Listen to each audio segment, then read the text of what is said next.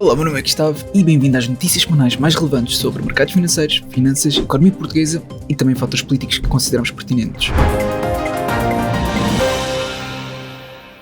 Tal como mostra nesta notícia, os jovens portugueses são dos jovens europeus com maior dificuldade a sair da casa dos pais, com 68% dos jovens entre os 20 e 29 anos a viverem com os pais. Em contraste, por exemplo, na Finlândia, apenas 14% dos jovens não conseguem ter autonomia para viverem sozinhos. Isto é uma consequência das crescentes dificuldades que os jovens enfrentam, nomeadamente o aumento do preço da habitação, que só em novembro registrou uma subida de 7,8%. Além disso, os preços dos alimentos também têm registrado subidas, com o preço do cabaz alimentar de 63 produtos aumentar quase 56 euros desde 2022, para cerca de 244 euros. O governo já tentou implementar medidas para que os jovens consigam fazer a vida em Portugal e evitar que eles imigrem, como o exemplo da garantia do Estado para o crédito de habitação, que só em outubro representou 2.400 créditos num total de 538 milhões de euros. Contudo, apesar da medida ter boas intenções, a verdade é que pode estar a ter como efeito secundário a subida dos preços das casas, precisamente por causa do aumento da procura por parte dos jovens. Aproveito também para lembrar sobre a greve geral de 11 de dezembro,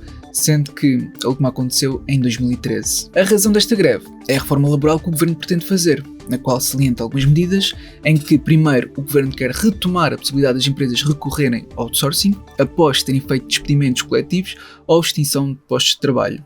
Depois, o governo também pretende estender a duração dos contratos a prazo de 2 para 3 anos, pelo menos a termo certo, e de 4 para 5 anos nos contratos a termo incerto. E relativamente ao teletrabalho, será mais fácil ao empregador recusar o teletrabalho um funcionário, sem ter que fundamentar as razões. E por fim, sendo que há mais medidas listadas na reforma, o governo quer alargar os serviços mínimos para mais setores. Passando agora às notícias nos mercados internacionais, a Intel deu um salto de 10%, depois de terem sido informações de que a empresa poderá ser um futuro fornecedor de chips da Apple. A empresa de software MongoDB também disparou 22% depois de ter registado resultados trimestrais e previsões que superam as previsões, impulsionado pela inteligência artificial. Contudo, nem tudo corre bem no setor de inteligência artificial, uma vez que o CEO da OpenAI está preocupado com o facto do ChatGPT estar a ficar para trás de outros modelos, como o recente Gemini 3 da Google, e pediu aos seus trabalhadores que acelerassem as melhorias ao ChatGPT. Além disso, o Michael Burry, que é o investidor pessimista da crise de 2008, voltou a falar e desta vez atacou a Tesla, dizendo que as ações estão extremamente sobrevalorizadas. No panorama económico, também há preocupações, com a OCDE a prever um abrandamento do crescimento global dos 3,2% em 2025 para 2,9% em 2026. Aliás, nos Estados Unidos também ficámos a saber alguns dados curiosos sobre a saúde financeira dos americanos, que mostraram que 41% de quem usa os serviços de compra agora e paga depois faz os pagamentos em atraso e 25% já usa para comprar alimentos, o que pode ser um sinal preocupante. Na Europa, a inflação na zona euro subiu ligeiramente dos 2,1% para os 2,2% em novembro, o que representa um distanciamento da meta dos 2% fixada pelo Banco Central Europeu. Por outro lado, a indústria militar continua a ter bons resultados, com as receitas da indústria aeroespacial e da defesa europeia a subirem 10% só no ano passado. E a propósito da indústria de defesa europeia, eu não sei se te recordas do vídeo que eu fiz quando fui viajar à Itália, portanto foi um vídeo em que não só quis mostrar a Itália, mas também investir numa empresa italiana, e a empresa da qual decidi investir foi exatamente uma que está nesta indústria, portanto foi a Leonardo, e podemos ver que neste momento encontra-se com um crescimento de 7,5%. É assim, eu para ser muito honesto, face ao tempo que passou, eu esperava um crescimento superior, mas mesmo assim eu não considero muito mau, tendo em conta o ponto de entrada. De qualquer modo, lembro que isto é um lucro percentual não realizado. Já a Airbus viu as ações caírem 10% depois de terem saído relatos de que a empresa descobriu um problema de qualidade industrial em dezenas de aviões da família A320. Quanto ao setor das criptomoedas, as principais moedas sofreram uma correção significativa nos últimos 7 dias, mas desde então já recuperaram, com a Bitcoin a subir cerca de 4% e a Ethereum perto dos 5%. O índice de altcoins mantém-se estável, perto dos 35, continuando próximo da Bitcoin Season. Para quem não se recorda, o que eu faço normalmente é que quando estamos próximos da Bitcoin Season, então é aí que eu compro altcoins, porque entretanto se houver uma recuperação do mercado, então acredito que as altcoins poderão ter um desempenho superior à do Bitcoin. Porque se eventualmente chegarmos à altcoin season, é porque realmente, pelo menos dentro do top 50 do CoinMarketCap, dentro destas altcoins, tiveram um desempenho superior ao do Bitcoin. Portanto, isto depois confirma-se. E depois quando estamos na altcoin season, então o que eu prefiro fazer para evitar grandes perdas quando há correções, então adquirir Bitcoin. Porque se entretanto o Bitcoin tiver uma queda inferior comparativamente a outras altcoins, quando passa novamente para a Bitcoin season, então aqui é a escolha acertada. É por isso que eu faço esta troca entre Bitcoin season e altcoin season. E se tu pensares bem, acredito que também vais perceber que faz sentido. E o índice do medo e da ganância mostra níveis de medo, refletindo recentes perdas no setor das criptomoedas. Agora, a mesma atualização dos fatores económicos, mas para o mercado acionista.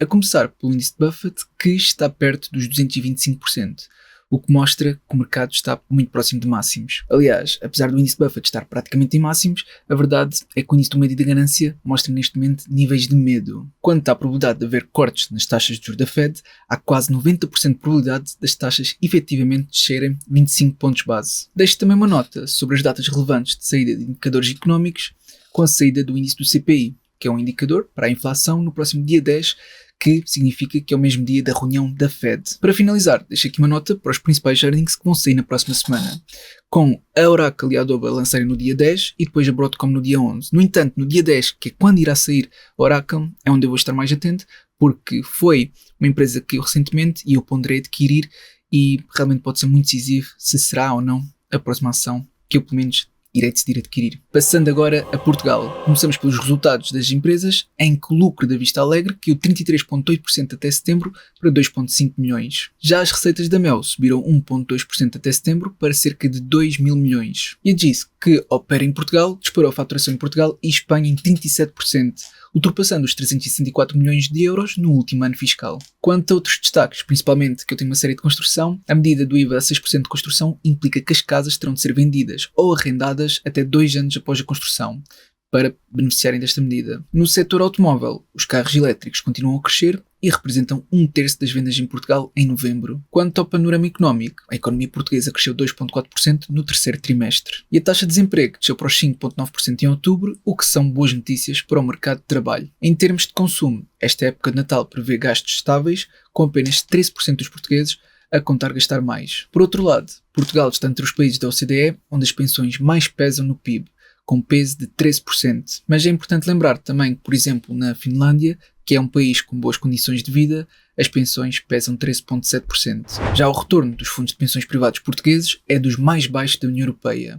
com um retorno médio anual de apenas 1,3%. Deixem nos comentários o que acharam do vídeo e também deixem a vossa leitura sobre estas medidas na reforma laboral. Acreditam que podem efetivamente contribuir para um aumento significativo da produtividade? Ou talvez não? Espero que este vídeo tenha sido útil. Se for, não te esqueças de colocar o gosto para apoiar e até uma próxima.